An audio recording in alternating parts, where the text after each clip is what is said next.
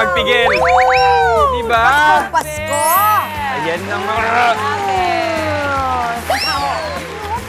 Nakikita kaya nila kung ano ito? Nako, yung mga... Parang medyo may ngilo sa ngipin eh. Magtitingnan mo sarap, eh. oh. Yan, mo. Talagang palagi ko makakaubos ako ng isa Hulaan nito kaya nila? O, yan na. Ayan na. Uy, teka muna. Sino-sino Red nga ba bagay. yan? Bagay sa sapatos. Red heels. Aba, may pa-mermaid o may dancer May doon. ballerina. Podcast mic. Mike. Oh. Yung libro, nakita nyo? Ayan. Siyempre yung libro sa kapatid kong. Valedictorian nerd. Pero bago ang lahat, bumati po muna tayo. Good morning mga kapatid!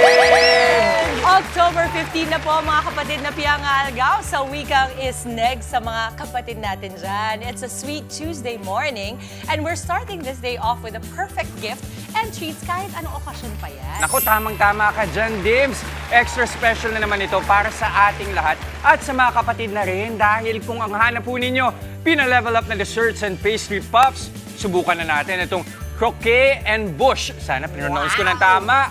Yan ang handog sa atin ng mga bisita natin this morning. At alam nyo ba, dito sa Pilipinas, ito rin ang first Belgian Chocolate Cream Puff Tower. Ayun na, cream puff yun. Yan, alam na natin yun na. yung pala yun, cream puff. Ako, alam ng lahat yan, di ba? At di lang yan, Jessa, dahil kung minsan pa nga maganda rin itong centerpiece, di ba? Sa mga okasyon. Talagang perfect para sa mga sweet tooth. Diyan katulad namin. Yes! Yeah! Yung parang ano, yung mga centerpiece na ayaw mong galawin. Kasi ang ganda-ganda. Ganda-ganda. Saka yung centerpiece na kailangan, picturean mo muna talaga. Tama! Di ba? Naku, marami yan ngayon. Especially, di ba? Malapit na nga ang ano, lumalapit na ang Pasko, how many days na lang. Kaya isama nyo na sa checklist nyo ito. Ibibida namin sa inyong umaga, Crock and Bush. Yung Crock and Bush. Yan! Nasosyal nung Tawagin ikaw yung natin. nagsabi. Di ba nakita mo? Cream puff lang yan. Ayan. Tawagin natin si Mr. John Ichiro, ang kanyang... Good morning, John. Good morning. Good morning. Nice to meet you. Tama ba Hello, hello. Crock and Bush. Good Ayan. morning, kapatid. Wow. Okay, John, I want to know, paano mo nasimulan ang ganitong klase ng negosyo? Kasi kakaiba ito. So, nag-start po kami nung pandemic lang din, early 2020. And then, yung business concept niya nagsimula lang when we experienced firsthand. Home bakers po kasi yung family namin. So, when we experienced firsthand yung pag-abot namin sa isang party, so parang grabe yung mga reactions ng tao. And then we realized na this could be an opportunity for most Filipinos to try. Ayun. So, matanong ko lang, di ba nagsimula kayo pandemic 2020? Anong season yun? Christmas season din ba? Holiday season din? May Hindi nag-order po, sa inyo? parang mga 6 months into the pandemic, so around Meron agad? October, ganun, September, October po. Doon po kami nag-start. So, just before Christmas din. So, around this period. Ayun. kami nag-start. Per months. And I think because ang maganda sa ganitong klase ng estilo ng treats ay hindi siya usual. So pag dumating siya, conversation piece siya kaagad. Na parang pag meron ka nito sa party mo or sa celebration mo, parang, huy, alam mo, yung Crock and Bush nila, ano, di ba? Pero kasi ang dami natin pinag-usapan, gusto ko na lang talagang tikman. Nandito na tayo. So, John, tell us more about the flavors. So, we're using Belgian chocolates po kasi. Uy, yun na. So, Pag sinabing Belgian, top class, no? yes po. Ganon. So, meron po kasing yung Belgian chocolate po kasi it's categorized as 100% real chocolate po. Real chocolate. So, okay. talagang tempered to finish po siya. Saka para lang maintindihan ng viewers natin, pag sinabing Belgian chocolate, ito ba yung chocolate na mapait o yung matamis o yung nasa gitna? Depende po. So, Depende. yung Ah, pinili po namin talagang Okay. gitna. Ano to mga to, John? Pag-usapan natin. Ito yung typical mo. This is the classic, no? Na parang caramel lang yung Yeah. ibabaw. Ang cream puff talaga, ganito lang siya, di ba? Tapos ito pong gantong plain lang. What's on the inside? Diplomat cream po siya. Ay, yung puti. Siplo. Yung puti, Puti, lang, oo. pero matamis. Okay. Nagugulan ako. Mama, anong Hirap pumili. Mini-mini mo na lang. Pupunta dito dyan. Oo. ang bestseller po namin is yung dark and milk chocolate po. Ay, And mint then, chocolate. and Dark then we and also milk? have gold and then ruby. So ruby po is one of the fourth official categorized chocolates po. At chocolate pa rin siya. Yes po, all natural po siya. Wala po kami. Ruby, dahil ganun. Ako basta na lang ako huhugot. Buksan natin. Kung makuha natin dyan. Tapos meron din po kaming matcha for Matcha. Matcha experiment. Ito, ano naman ito? This is gold chocolate po. Gold parang, chocolate? toffee flavor po siya. Ito siya mga kapatid. Ganitong itsura niya. Ang harap. And, ay, tignan mo nga naman, punong-puno ng Diplomat cream sa loob at hindi siya Umaapaw. super tamis. Exactly, umaapaw, Mami Chiki. Di ba nung Hindi kumagat ka ako? tinipid. Pero ang sarap ng chocolate, can I just say? Titikman ko Panalo yung lahat. chocolate. Pinili talaga namin siya to be balanced po. So, ibig sabihin, Belgian chocolate, kahit yung kulay ay pula, puti, ganyan. All natural po chocolate talaga pa siya. rin. So wala po kaming inad. Yan, natural flavor. Pero alam mo, Dim, tama yung sinabi mo. Kung halimbawa ako, naku mga mami, makaka-relate kayo. Kung bigla kayong, di ba, yung bisita niyo, imbis na cake ang dala, ganyan yung dala. Di ba, parang ganga talaga ang feeling mo, pero tititigan nyo ng matagal. Tapos sabay-sabay kayong kakain. Paano yung shelf life kung hindi maubos dun sa party? Usually po nauubos po siya sa Panigurado yan. Maubos yung sa party, hindi problema. Mama, ito kasi yung big natin for us. Oo. Meron. Kaya pa ba? Kaya pa. May good morning kapatid na biscuit. icing Merong cookie icing. po. Icing cookie. Icing cookie. Red shoes na hindi ko naman talaga alam na red pala today. Ayan. Sinakto sa yung outfit. Pula yung outfit ko. Red shoes tayo today. Mermaid I see Mau. Microphone ay ang ating host na si Justin. Justin. Ballerina for Mama Chicky dahil siya The very ang dancer. graceful. At syempre ang valedictorian kong kapatid na libro. Ayan. And Kilala mo TV5, na kami, ha? syempre. Nagko-customize talaga kayo? Pwede? Possible Actually, natin po yung gawin. best selling point po namin. Ayan. So, itong yun ang tanong. Magkano? Para yung sa swak sa budget ng mga nanay. Meron naman kayong malalaki, meron ding maliliit. Sige. So yung smallest po namin, nag-range po siya starting from 2,600. Ito yan. Ito yan, ito. So ito po siya. Smallest Yung watch. smallest Ilan siya na crock and bush? 22 pieces po. 22. Magkano family size po? 2,600. 2,600. Tapos kasama na yung mga Decor. pakupit nyo para nagiging Mga add-ons. personalized. Add-ons, Mama. okay. Parang ito yung add-on nito kung mahilig ka sa basketball. Basketball. Ang cute-cute So, niya. hindi lang Wires, siya oh. pang-babae, Mami. hindi Diba? lang. Meron din siyang Pwede. ganitong cookies. I love it. John, imbitahan na natin sila sa crock and bush ninyo. At kung yung lead time, pag-order sila. So we're accepting online orders po, and then we also have our own delivery service. And then you can find us on Facebook and Instagram at Crocombush Factory. And then we also have our own website for online orders. Pwede din po mag-order sa Messenger po namin if you'd like. So as much as possible, 2 to 3 days before po para makapag-order po kayo. Para ma-prepare po namin if ever may customizations po kayo. Cute-cute ni Jan. Akalain mo magaling sa kitchen. At saka, Mama, sabihin ko lang na pati pag New Year bagay to kasi bilog-bilog. Perfect. Diba, Ito ako swerte? dyan. Sabi nga nila. Maraming salamat, John. Thank you very much, Thank you so much, Jan. Ate Aaron, ma'am. Thank you sa pa-crock. Oo, kakainin namin yan mamaya. Ubus yan. Hindi matatapos ng show na to na hindi ubus yan. Okay, marami pa kami hinanda ngayong araw. Di ba, Mami Chiki? Oo, alam mo ba, pinagdiriwang din natin ang kahalagahan ng paghuhugas ng kamay. Siyempre, nakiisa sa Global Hand Washing Day ang ating mga kapatid na sina Maui at Justin. Nasa isang eskwelahan sila ngayon para sa hand washing celebration natin today. Ang ilang pagganap dyan, i-share natin mamaya. Heto naman po para naman sa ating mga mommies at daddies. As it is, struggle is real na talaga sa pagpapalaki ng ating mga anak. Pero paano kung nasa malayo ka? May parenting away from home tips tayo mamaya sa Working Mom. Eto, good shoes take you to good places. Kaya naman mamaya, may mga ipiflex kami mga world-class na sapatos na gawa ng isang Lodi Zapatero. Abangan yan sa ating Kitang-Kita. At eto pa, sa ibang issue naman, problema ng mga trabaho ang biyahe. Tipong sa Metro Manila pa probinsya ang ruta. Pero ang sahod, provincial rate o mas mababa. Pwede ba yun? Alamin natin sa Legal Ba To? Never ready but always prepared. Parang ang mga lead star ng ongoing musical adaptation ng hit lawyer theme movie na Bar Boys. Omar Udin and Jerome Canlas makikisingil ng pangarap sa atin ngayong umaga, live na live. At para sa added fun this Tuesday, pabilisan na naman tayo sa pagpapasahan. Ang rule lang, bawal mahulog ang stick. So, stick with me. Yan ang ating pandas sa palarong pampasaya. At heto para sa ating mga minamahal na kapatid na team bahay. Join na rin kayo sa saya ng aming daily palaro. Sinong bet ninyo today? Team Dimples o Team Jess? Wala palang ibang choice, kami lang pala talaga. Etong dalawa na naman. Sige Ay, lang, ito na. comment lang ninyo kung sino ang bet ninyo sa dalawang ito. Ayan. Ba't pag kay Maui, nakaganto kayo, pero wala na yan. Naku, yan ang love-hate relationship na isinusubaybayan ng lahat. Sila na naman today. Comment lang sa aming FB Live, ha?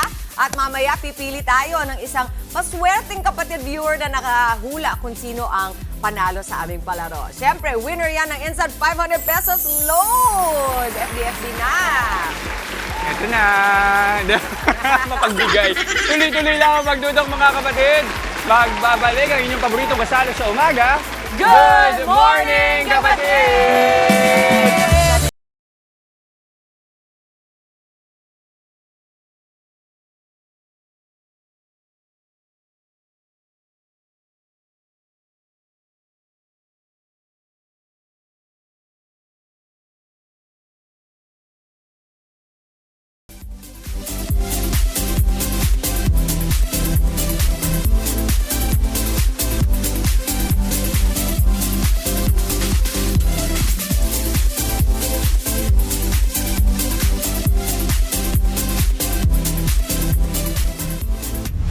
At nagbabalik po ang Good Morning, kapatid.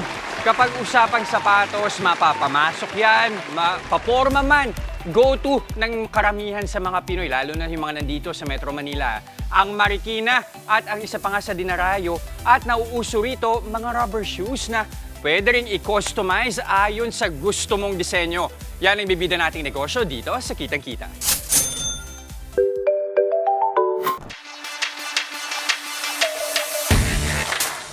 Basta sapatos, leader yan ng mga kapatid nating Marikenyo.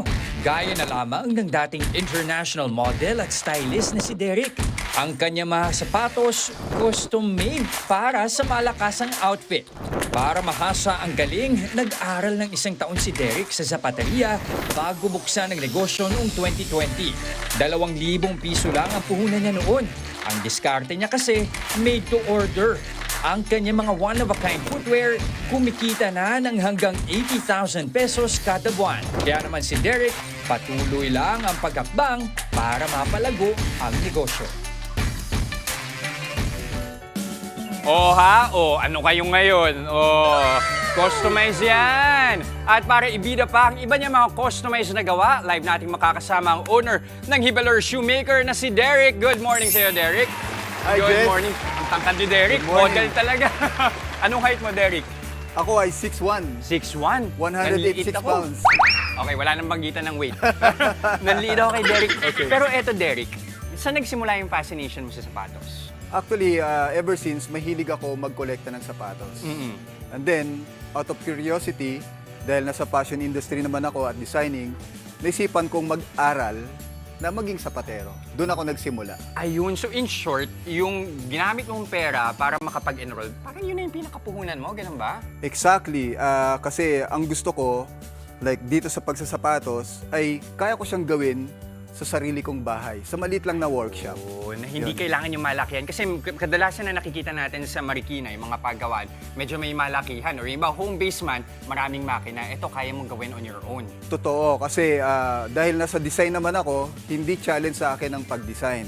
Ideas, hindi rin challenge sa akin dahil mahaba ang aking experience. Tama. So sa maliit kong workshop, kaya kong magsimula sa maliit lang na puhunan at kaya kong gumawa ng extraordinary. Ayun. Na gawang Pilipino, gawang Marikina. Exactly. Ito nakakatuwa doon. Meron palang paaralan, meron palang Tama, school kung saan tama, ka pwede tama. matuto Oo. sa paggawa ng sapatos. Nagpapasalamat ako sa Zapateria Hub at sa Ayan. aking Master Rico at si Unique Santa Ana. Doon ako nag-aral, puspusan ng 6 na buwan at Yan. ipinagpatuloy ko hanggang 1 taon para masanay ko ang buong proseso sa paggawa ng Ayun. sapatos. Okay, so eto, bakit mo naisipan na sa sneakers mag-focus, Derek? Kasi kadalasan pag Marikina, inisip natin leather di ba? Totoo yan. Kasi, ang isang magiging advocacy ko is maging Marikina Vanguardian.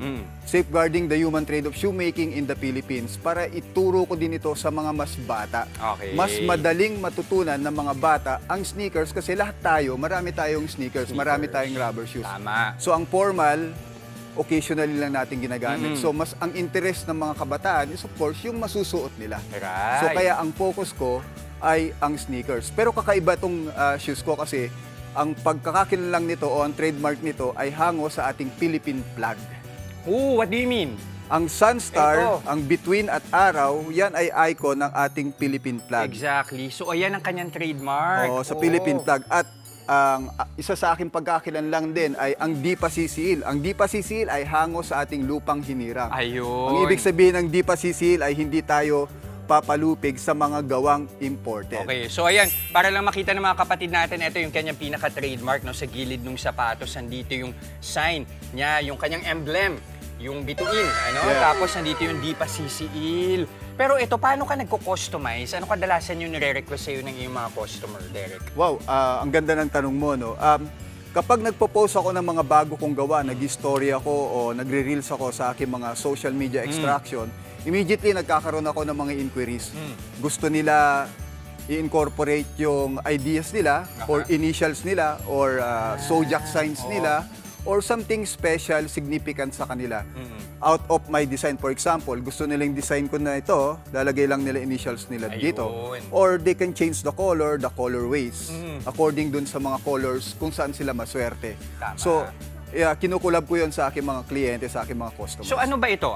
Pwede na papagawa sila sa'yo ng sapatos from scratch or pwede rin na ako, meron na ako mga sneakers na gusto kong ipa-customize para maging unique? Tama lahat ng sinabi mo. Hindi ko nililimit ang sarili ko sa sarili kong gawa. Okay. Kino-collaborate ko kung ano yung mga gusto ng kliyente ko. Okay. And then from there, nag-i-inject lang ako kung ano yung nababagay sa kanila. Ayan. Ano yung may pinakamahirap ka bang nagawa? Pinaka-interesting piece na nagawa mo? Walang madali sa pagsasapatos. Oo. Lahat ito mahirap kasi 3D ang kanyang shape. Hindi Ayan. katulad ng damit na kung ano yung front and back, Yun na. madali lang. But sa shoes, talagang ang increment lang nito is millimeters. Hindi Ayun. katulad sa damit ay inches. So, napakahirap niya. So matinding precision dapat, ano? Sakto. Oo, so walang madaling proseso ang aking natutunan sa paggawa ng sapatos. Ayun. Challenging siya, pero well, Fulfilling. yeah. Exactly. Oo. Ano ba ang presyohan natin? Halimbawa ako, interesado ako magpagawa ng sapatos. Meron akong mga basic. Like itong basic ko na to, itong white na to, Ito. nagkakahalaga yan ng 4,000. 4,000 pesos. Yan yung Oo. aking mga Uy, pwede classic. na, ha? 4,000. Ito ay made mo from scratch. From scratch sa design. At Nice. of course, bukod doon, proud akong sabihin na ang pagkakinanlan niya, ang trademark niyan ay Sunstar. Oo. Again, guys, ito ho, kung sisinsinin natin, tahi yung kanyang sapatos, ang kanyang outsole. Oo, so alam mong kahit pa paano, isa yun sa mga batayan natin kapag matibay, at least yung pinaka-sole, ano? At bukod doon, Jess, ang gawang markina, ang modern traditional na pagproseso, paggawang markina, isa sa pinakamatibay na paggawa ng sapatos sa buong mundo. Ayan. Kilala tayo mga Pilipino na malikhain pagdating sa gawang kamay ng sapatos. Totoo naman. Derek, anong lead time kapag magpapagawa sa'yo ng sapatos? Kunyari, ikaw, siyempre, kaya ko mabilisan yan ng 2 hanggang 3 araw, Oo. madi-deliver ko yan Oo. sa'yo. But normally, I could deliver it kapag hindi mahaba yung linya ko, ng 2 to 3 weeks. Ayan. Okay, imbitahan natin yung mga kapatid natin. I'm sure marami mga sneakerheads na Pinoy na interesadong magpagawa sa'yo. Paano ka ba nila mahahanap? Mahanap niyo po ako sa social media. Hanapin niyo lang po ang Hibaler Shoemaker or Derek Hibaler sa IG and FB. And pwede niyo na ako i-message at i-collab sa akin ang inyong mga ideas at sisimulan na natin ang inyong ideas sa mga sapatos. Alright, maraming salamat again, Derek ng Hibaler Shoemaker. Ito po yung pupuntahan natin ngayon. I'm sure mukhang magpapakustomize na eh. Mukhang hindi na Oo. makapaghintay eh. Punta tayo kay Mama Dims! Thank you. Agad-agad, Jess. Naku, ingit na ingit ako sa pulang sapatos mo. Pero eto po, madayo naman tayo sa parenting. Isang malaking responsibilidad ang paggabay sa ating mga anak habang lumalaki po sila. Pero paano kapag hirap kang gawin ito dahil sa distansya? Yan ang pag-uusapan natin sa Working Mom.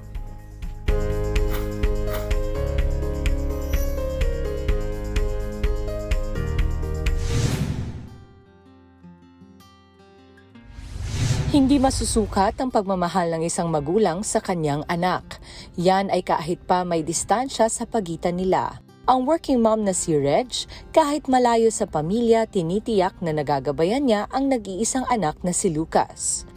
Sometimes even go outside of the country or outside of home to be able to make sure na we provide for our kids. Tatalakayin natin with a communications officer, very gorgeous, of an international non-governmental organization.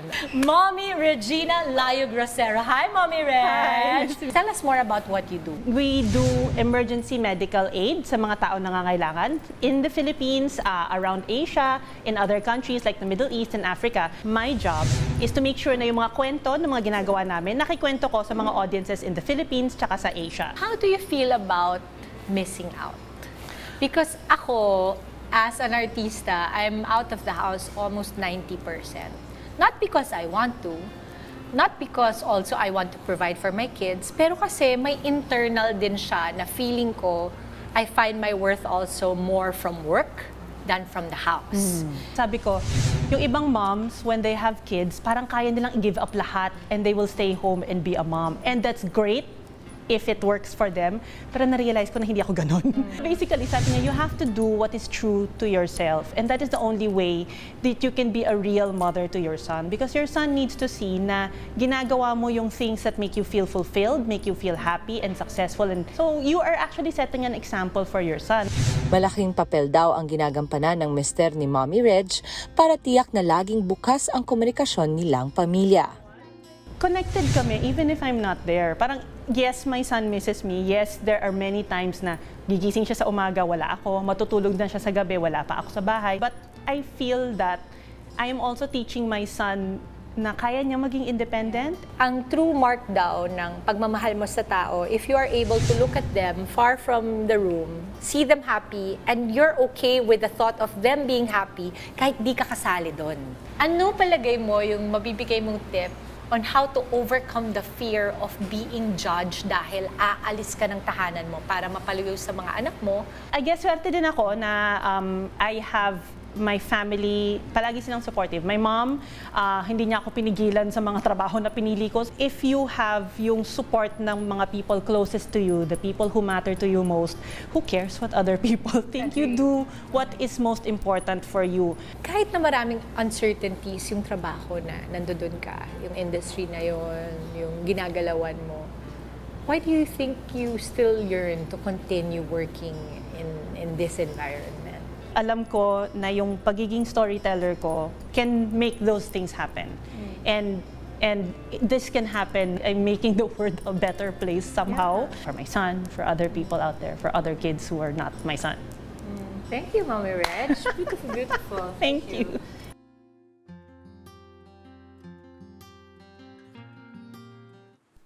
Thank you so much, Mommy, for sharing your story. Ito naman po, mamaya, makakasama natin live na live ang mga lead stars ng Bar Boys, a new musical. Ang kanilang law journey, aabangan natin maya-maya lang Omar Udin and Jerome Canlas. Sa Legal Bato, tampok ang issue na may kinalaman sa provincial rate. At sa amin ding pagbabalik, makikiisa tayo sa pagdiriwang ng Global Hand Washing Day. Nasa isang eskwelahan sa QC, sina Maui at Justin para riyan. Huwag kayong alis, magbabalik pa ang inyong fave morning kasalo ang Good Morning Kapatid!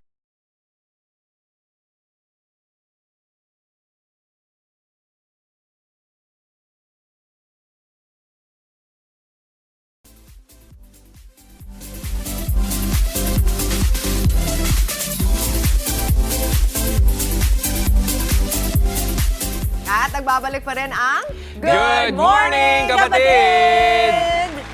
Isang problema ng driver ang sasagutin ni Atty. Buko na may kinalaman sa kanyang sahod na ginawang provincial rate. Yan ang tatalakayan ni Atty. Buko sa Legal Bato. Rubel, kung makakapagsimula ka na next week, ang biyahe mo ay magiging Bicol to Manila and vice versa. Ma'am, Manila rate naman po ang sahuran. Ay, hindi po. Provincial rate po kasi ang sinusunod namin. Pero ma'am, ang main terminal natin sa Cubao ang reporting. Ang head office po kasi namin ay sa Bicol, kaya provincial rate po ang bigay namin. Attorney, legal ba na gawing provincial rate ang sahuran kung bumabiyahe pa Manila ang isang driver? Hindi po yan legal. Ang basihan ng sahod ay ang minimum wage rate sa region kung saan ka nagtatrabaho. Ayon sa Wage Rationalization Act o Republic Act 6727, Ang minimum wage rates ay nakabase sa place of work at hindi sa principal place address ng kumpanya. As of September 2024, ang minimum wage rate dito sa Metro Manila para sa non-agricultural sector workers ay 570 pesos kada araw dahil mataas ang cost of living dito. At dahil dito sa NCR ang terminal ng bus sa ating problema at dito ang biyahe o place of work, ang salary rate ay dapat dito rin galing sa NCR. Kung kayo po ay may nais ikonsulta sa inyong lingkod, i-follow lang ang Facebook page ng Good Morning Kapatid. Mangyaring i-private message po ninyo sa akin ang inyong mga katanungan. Maraming salamat po. May mga bago na naman tayong natutunan. Maraming salamat ulit, Attorney Buko de la Cruz. O ito naman ho, mga kapatid, para naman sa pagdiriwang ng Global Hand Washing Day. Nasa Quezon City ngayon ang ating mga kapatid na sina Justin Carino at Maui David. JQ, Maui, ano nang nangyayari dyan? Good morning, mga kapatid! Woo! Grabe! Alam nyo, and for today, mga kapatid, ang ating early morning paalala, ugaliing mag-hand wash para sa sakit ay ligtas! Uy, Justin, in fairness, rhyming ka doon, ha? Hand wash, ligtas? Yes! Siguro mas rhyming pa dyan ay hand wash, ligtas. Ay, ligtas ka ligtas. ba? Oo, Pero ligtas. alam nyo, napakaganda ng energy dito ngayon sa Delphine M. Heraldez Elementary School dito sa Novaliches, Quezon City! Hey! Good morning, DMGAS! DMGAS! Oh, di ba? Wait, mag-aim muna kayo, eh! Eh! Tala na dito kayo umaga kasama natin, di ba, John? Ang saya, Maui. At nabanggit na nga natin kanina, no, na ang paghuhugas ng kamay ngayong araw na ito, nagkikisa tayo sa pagdiriwang ng Global Hand Washing Day. At para sa ilan nating kapatid, celebrated ang paghuhugas ng mga kamay all over the world kada sasapit ang October 15. At syempre, mas itulak pa yung importansya at mahalagang benepisyo ng paghuhugas ng mga kamay, Maui. Yes, tamang-tama ka dyan, JQ. At nasubok na nga yan po nung pandemic, ano, at napatunayan natin na ang paghuhugas ng kamay ay epektibong paraan para makaiwas sa mga sakit.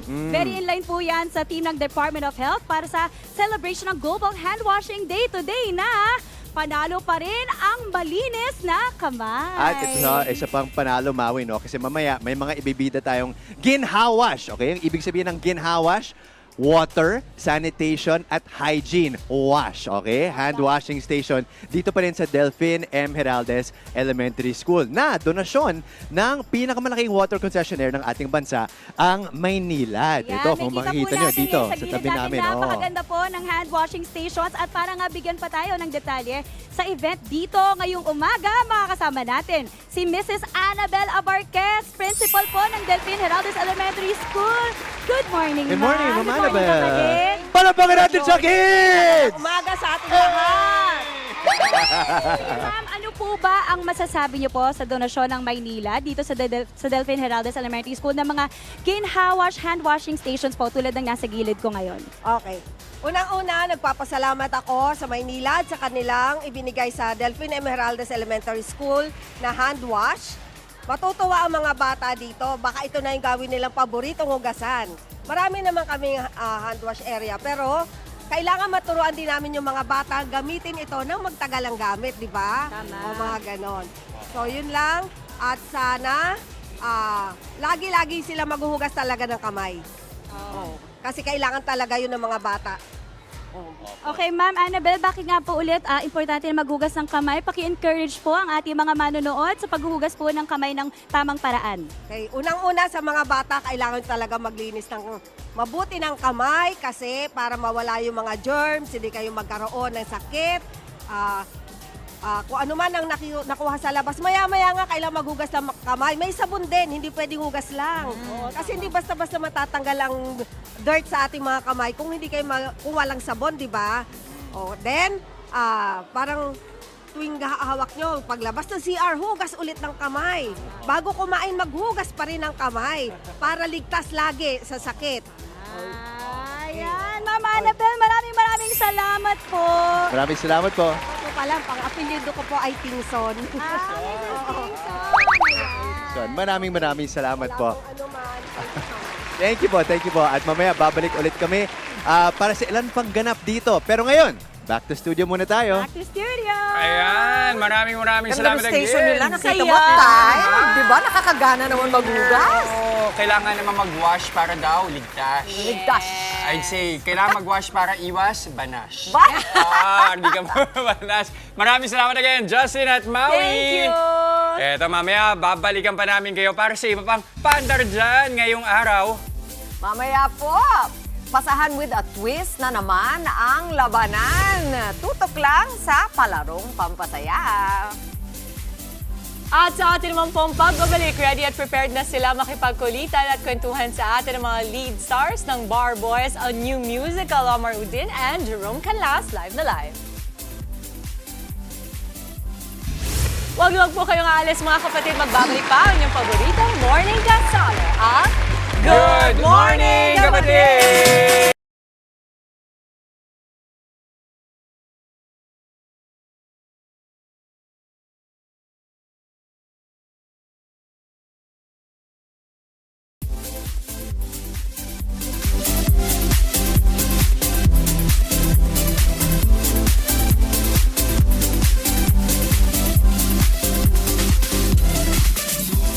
At nagbabalik po ang Good morning, kapatid! At this time, babalikan din po natin ang ating mga kapatid na sila Maui at Justin. Nasa Quezon City pa rin po sila para sa pagdiriwang ng Global Hand Washing Day today. Mau and JQ, ano nang update dyan? Good morning! Hello, Mama Hi! Dims! Ayun na nga, nandito pa rin tayo sa Delphine M. Heraldez Elementary School. At para bigyan po tayo ng dagdag detalye tukol dito sa ating pag-hand wash, makakasama natin si Sir Rosmond Tuazon, Head Corporate Marketing ng Maynilad. Sir Rosmond, Sir Rosmond, hello! good morning. Kapatid! Good morning, Justin and Maui, at salamat sa mga nakatunghay sa Good Morning, Kapatid. Ay, maraming salamat, Sir Rosmond, no? Okay, unang-una, Global Hand Washing Day ngayon, no? So, gaano po kahalaga ang proper hand washing, lalong-lalo na sa ating mga kabataan? Alam mo, Justin and Maui, taon-taon nating idinaraos itong Global Hand Washing Day kasi gusto nating idiin sa publiko ang halaga ng wasto at regular na paghuhugas ng kamay na pinakamabisa at pinakamurang paraan para makaiwas sa mga sakit mula sa mga simple gaya ng sipon at trangkaso, pati dito sa mga medyo mapanganib gaya ng pneumonia and gastroenteritis. Ganon kalaki ang impact ng wastong paghuhugas ng kamay. Oo. Dami talaga mga sakit na maiiwasan, no? Kapag malinis ang kamay Importante talaga natin. ang kamay natin malinis kasi dyan talaga nagsisimula ang karamihan ng mga sakit, di ba? Okay, sir, kagaya po ng DMGES, saan pa po ba magkakaroon ng turnover of ginhawash hand washing stations ang Maynilad? Nako, dito pa lang sa Quezon City ay 4 na eskwelahan ang makakatanggap ng aming mga hand washing stations. Okay. Today, bukas sa Pasay at sa mga susunod na araw, meron pa mga susunod na recipients, beneficiaries itong aming programa. Kaya tuloy-tuloy lang yan. Actually, the whole year ay patuloy ang ginhawash donations ng Maynilad. Oh, napakaganda. At ngayon, Justin, tawag tayo ng isang student from DMGES. Yes, Hello. hi! Good morning! Good morning, kapatid. Anong pangalan mo ulit? Ayesha, ito si Ayesha. Good morning, Ayesha. Okay, so ngayon, Ayesha, tayo ay magde-demo ng proper hand washing. Pwede mo ba kaming tulungan? Yes po. Okay, tara, sir. Sige, paano dito po? po, Let's dito show po. Our kapatids, paano mag-proper hand washing? Sige, Mau, ikaw yung mic para sa kanya. Para masiguro na sapat ang iyong paghuhugas ng kamay, kailangan tumagal ng 20 seconds. 20 seconds. O, kakalimitan 2 happy birthday, kumakanta yung ilan eh. 2 happy birthday. Kayo po yung kakanta? Oo. Pwede, why not? Oh, sure. Sige ba. Pero simulan natin yung mga proper steps. As para sigurado ma-cover natin halos lahat ng surfaces ng ating mga kamay. Una-una na dyan, halimbawa, syempre kailangan gusto ng tubig, magsabon. Yes. Ayan. Pagsamahin yung mga daliri na gaya nito. Kanta na tayo. Yung daliri. Happy birthday to you. Hey! Ng mga daliri, ang mga kuko. Okay, gayahin mo sige.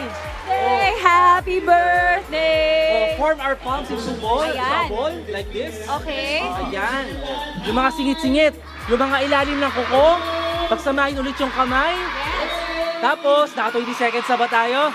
Banlawan na natin yung ating kamay. Pwede na. Balawang mabuti. O yan, para siguradong tanggal ang mga mikrobyo sa ating mga kamay. Yes. Ayan. Sir, may tanong ako, masasabi niyo ba na merong tama lang na oras or panahon or dapat mag-hand wash every time may chance tayong mag-hand wash? Merong mga critical na pagkakataon na dapat naghuhugas ka ng kamay. Halimbawa, bago humawak ng pagkain, kumain, gumamit ng palikuran, mag-gardening, mag-home eco or science laboratory. But basically, tuwing maglalaro, tuwing bawat activity sa bahay man, sa eskwelahan o sa trabaho, laging ugaliin ang madalas at regular at wastong paghuhugas ng kamay. Tama! Ang ganda. Thank you, sir. Alam niyo, iba rin talaga kapag safe sa mga sakit, di ba? Kaya naman, mahalagang na ituturo na agad ang kahalagahan po ng paghuhugas ng kamay sa ating mga kids. That's right. Maraming salamat. Thank you. And of course, paalala na rin po sa iba nating mga kapatid, wash your hands always. O paano? Balik muna tayo sa studio. Back to you! Naku, perfect yan. Para rin sa mga magulang, hindi lang pambata yan. Yes. Kailangan, gusto ko yung happy birthday, yun ang pinakamagandang maalala. Dalawang beses ba kakantahin mo? Yes, Yes. pwede. Oo, diba? Para hindi ka na magbibilang. Basta yung happy birthday song, 2 ulit mong magagawa yung rolyo mo sa kamay. Ayan. Huwag kalimutan ang mga kuko. Yes, kailangan yan. Oo.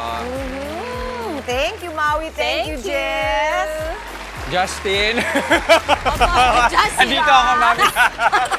Tinawag ko ni Mami kasi ako na yung susunod Yes! na magbabasa. Yun. At ngayon naman, ready at prepared na sila na awitan. Prepared na siya na awitan tayo. Josh ng Barboy sa new musical, Omar Udin.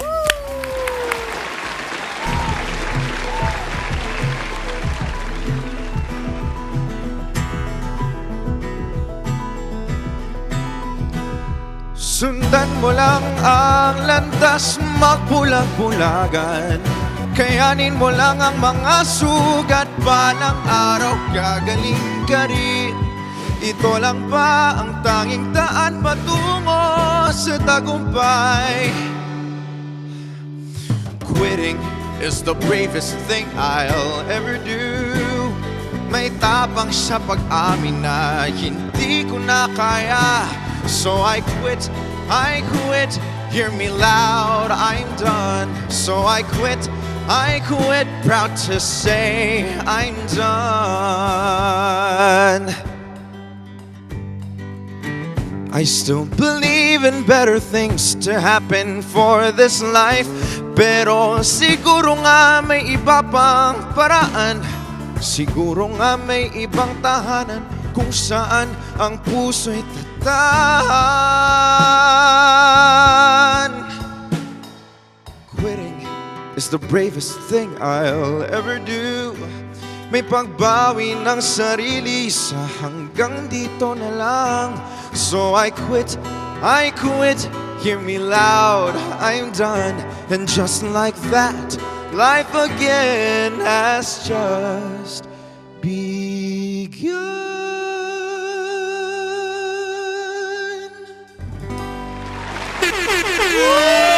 Isay, mga kapatid, Omar Udin. At syempre, kasama rin natin, Jerome Canlas.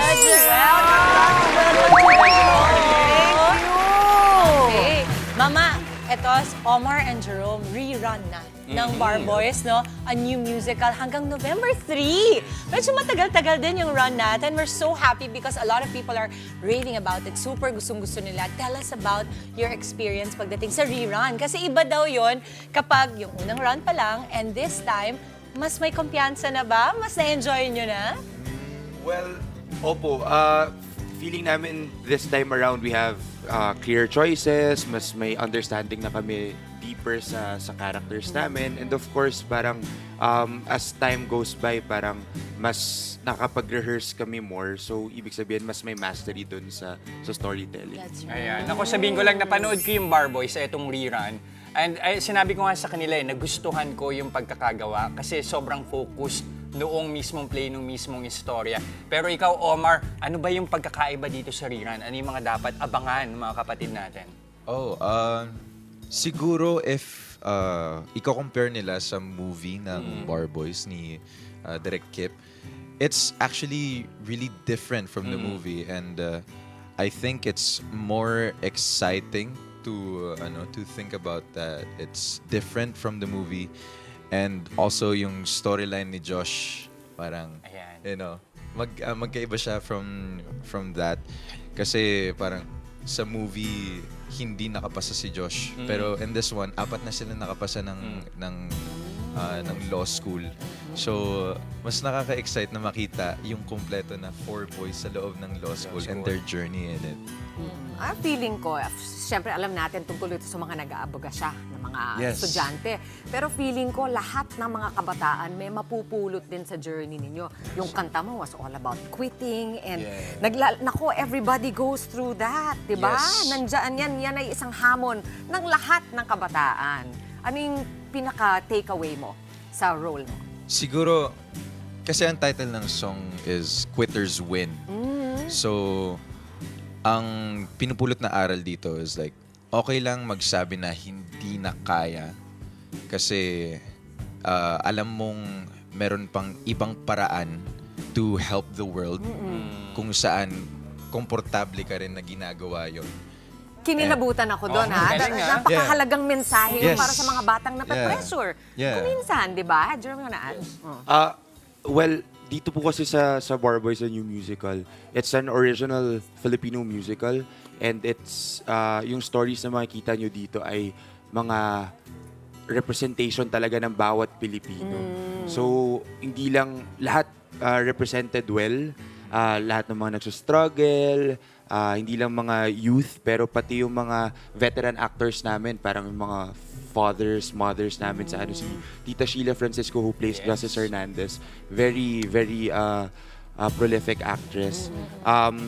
Marami kayong mapupulot kahit na anong demographic pa kayo sa society. Kasi yun. Yung unang kanta pa lang ni Ma'am Sheila, kinilabutan na lahat dun sa play, pag pinanood niyo. Pero ikaw, Jerome, dun sa role mo, ano yung take-away mo naman? For Turan, medyo mahirap for me kasi I'm representing a certain person from a community, which is the LGBT community. And of course, I have to represent it well.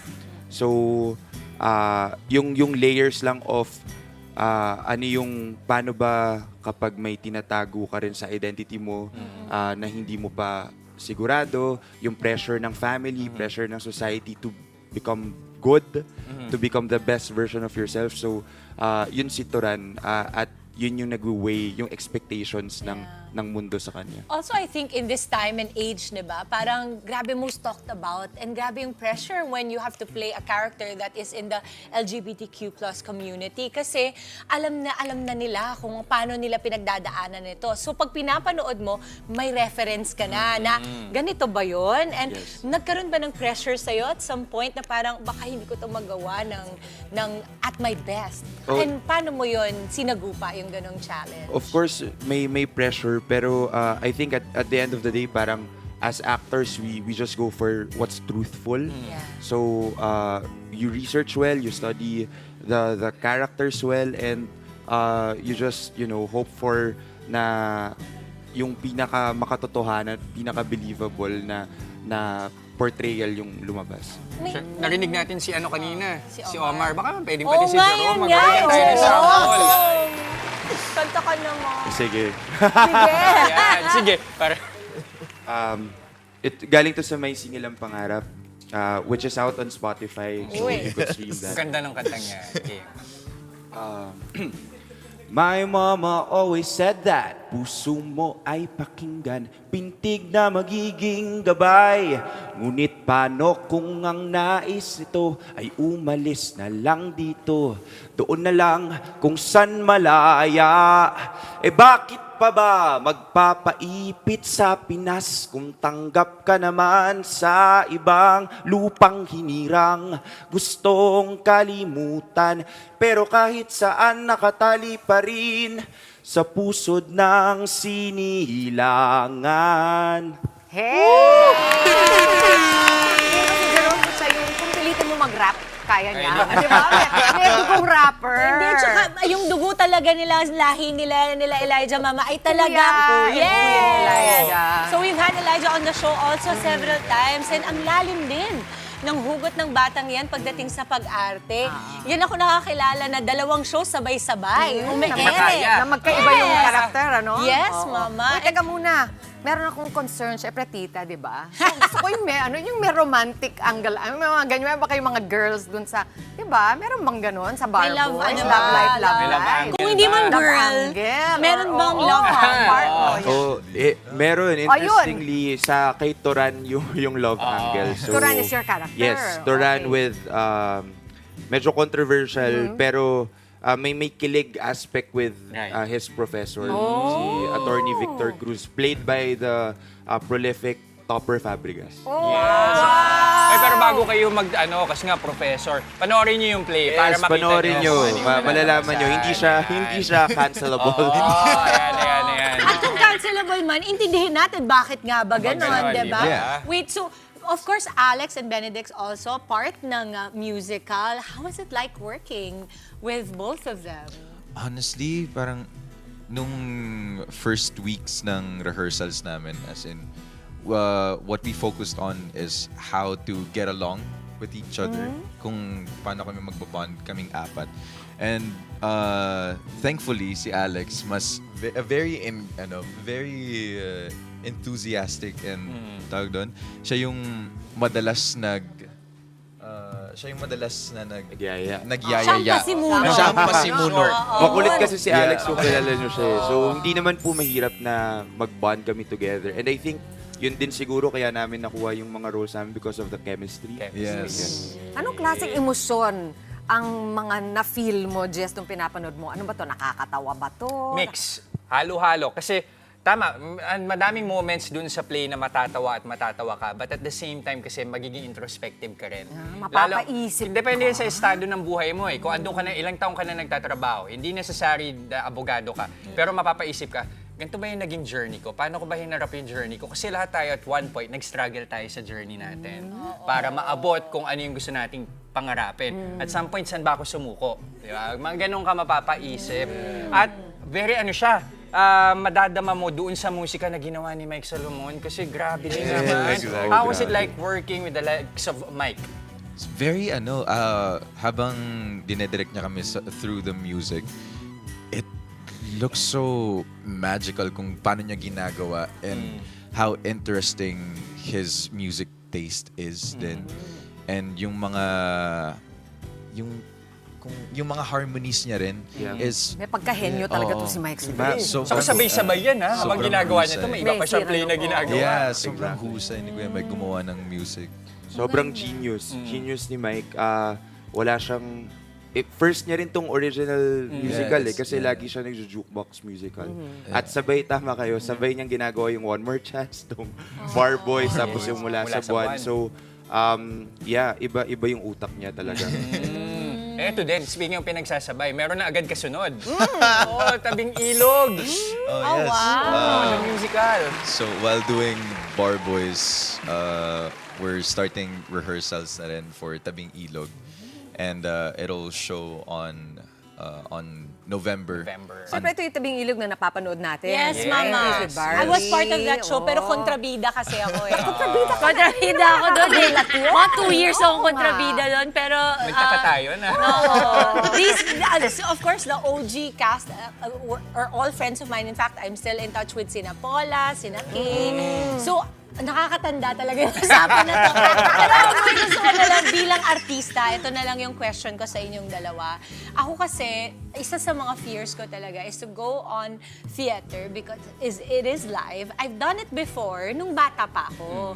Pero kasi nung naging artista ka na, medyo nasanay ka na may take 2, meron ng ginagalaw after ng take 1, gawin na natin. Pero sa teatro, iba ang disiplina, iba rin ang respeto ko para sa mga theater actors kagaya ninyo. Huge respect.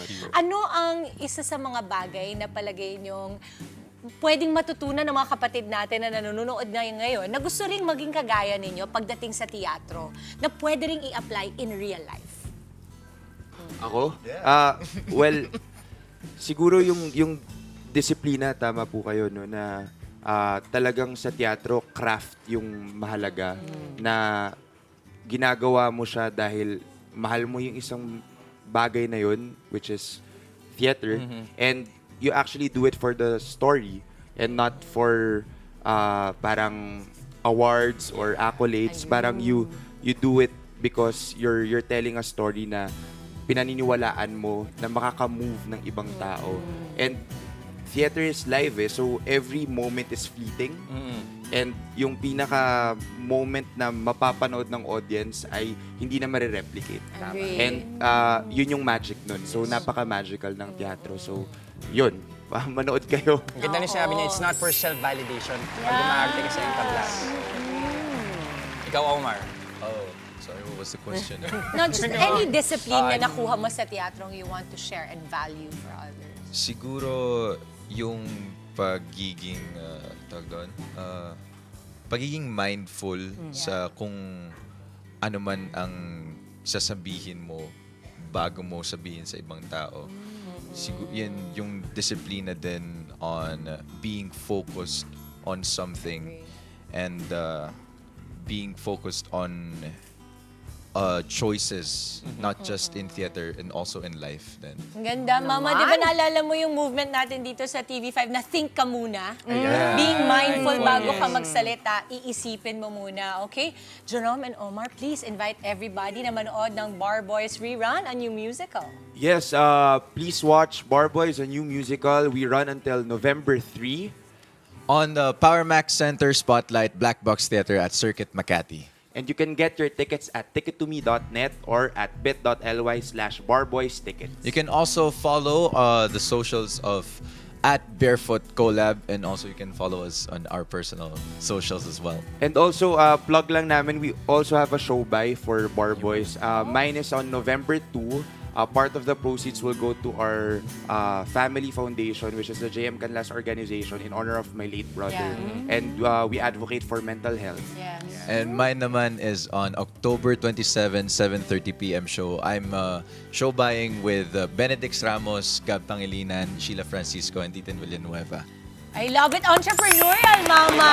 Bumibili ng show nila mismo to promote and to support theater. Beautiful. Maraming salamat, Jerome. Maraming salamat. Thank you so much. Thank you. Mabuhay ang teatrong Pilipino. Buhay na buhay. Keep it up, guys. Thank you. At sa aming pagbabalik, pang malakasang teamwork at diskarte kakailanganin para manalo sa Stick With Me. Abangan yan maya-maya lang. Tuloy-tuloy pa rin ang good vibes. Kasama pa rin ang inyong paborito kasalo sa umaga. Good morning, kapatid!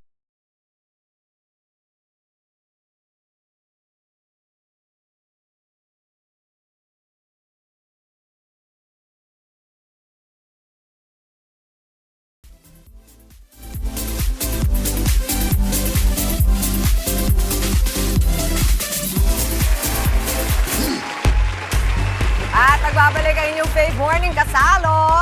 Thank you for sticking with us. Kaya naman eto na. Oras na para sa ating Palaro Mapasaya!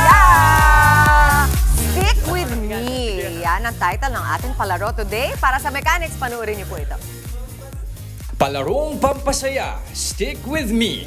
Ang mechanics, labanan pa rin ang dalawang team sa larong ito. Nakapila lang ang players at magpapasa ng stick na nakaipit sa kanilang mga tuhod. Pabilisan lang sa paglipat ng sticks mula sa mesa hanggang sa kabilang dulo.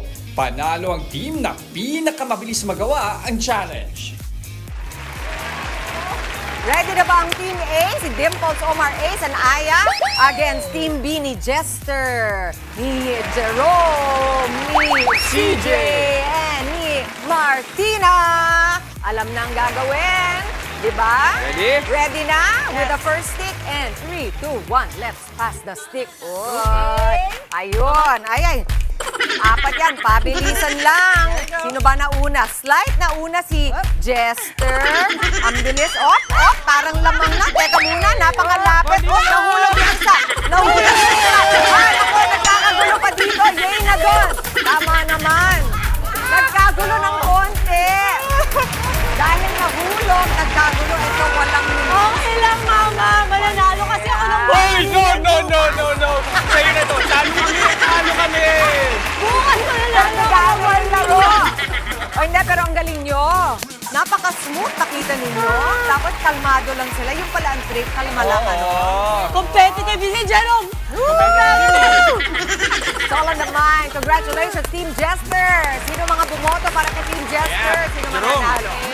Si Jerome mapili natin. Okay. Naku, sino manalo? Jerome, Click. tingnan mo, Click mo lang. walang pumoto sa'yo. Walang pumoto. Konti lang po. Yun. Kasi nga, akala nila ako na lang po mananalo bukas sa game namin. Alright. And Lera Montalvo. Congratulations. Meron pang 500 pesos loan. Ang consequence, sige na. Oh, Jerome. It's your time Jerome, to shine. ikaw na. Oh. Basa ako. Akin din. Basa ako, ha? Hello, Elijah? Okay, thank you. Ayan, damihan mo yan. Yan ang kalaban. Thank you so much, Jerome, Omar, everybody, Mama Chicky, thank you. Thank you. And that is it para sa ating Sweet and Safe Lang Tuesday. Mga kapatid, 71 days na lamang po, Pasko na. Isang makabalang umaga ang nahitid namin sa inyong mga tahanan. Kita-kits pa rin po tayo bukas. Susunod na ang Frontline sa umaga. I-enjoy lamang po ang araw. Spread good vibes, kapatid. Keep smiling lang. Yan ang paalala ng inyong paboritong kasama sa umaga. Good morning, kapatid!